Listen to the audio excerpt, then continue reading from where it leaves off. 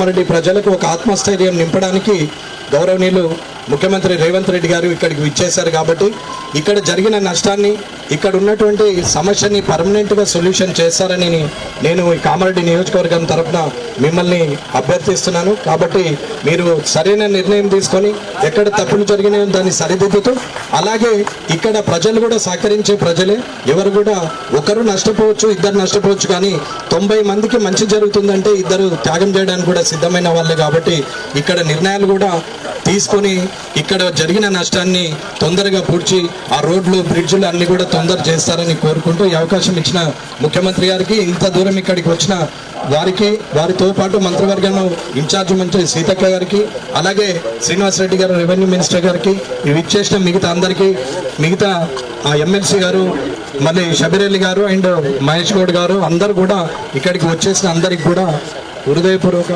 ధన్యవాదాలు చేస్తున్నాను. సురేష్ శెట్కర్ అని ఉన్నాడు. సారీ అండి, చూడలేదు సారీ, నేను చూడండి, నన్ను పిలుస్తా నేను పాత వాళ్ళని మరో కొత్త వాళ్ళని మరో కానీ, కాబట్టి నేను మరోసారి నన్ను ఎందుకు గెలిపిస్తానని థ్యాంక్ యూ.